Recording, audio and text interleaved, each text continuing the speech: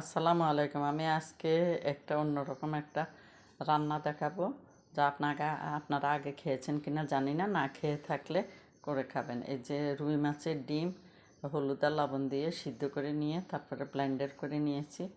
এই যে একটু একটু কণা থাকলে অসুবিধা নাই। তারপরে তেলের মধ্যে ঢেলে দিলাম।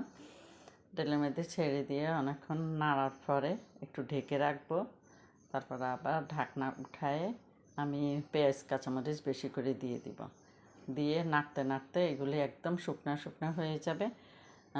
একটু এলাচির গুঁড়া দারচিনির গুঁড়া দিতে পারেন, একটু জিরার গুঁড়া দিতে পারেন। এটা আদা বাটা দিয়েছি, আর কিছু দিই নেই। রসুন বাটা এখানে ইউজ করি নি।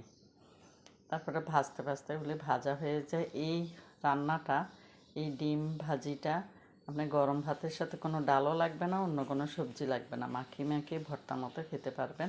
প্লেটে তো ভাত থাকবেই না, গামলায় থাকবে কি না তাও জানি না। আমার রান্নাটা রেসিপিটা দেখে রান্না করে খাবেন, এবং আমার খানাপিনা রান্নাবান্নার পেজে লাইক ফলো দিতে ভুলবেন না। এই খানাপিনা রান্নাবান্নার পেজ আমার ইউটিউব চ্যানেলও আছে, ওখানে একটু ঘুরে আসবেন এবং একটু সাবস্ক্রাইব করে দিবেন। এই যে দেখুন, আমার রান্নাটা হয়ে গেছে। ভাজিটা একটু খেয়ে দেখলাম, খুব মজাদার হয়েছে। আপনি এবার ভাতের সাথে খেতে পারেন।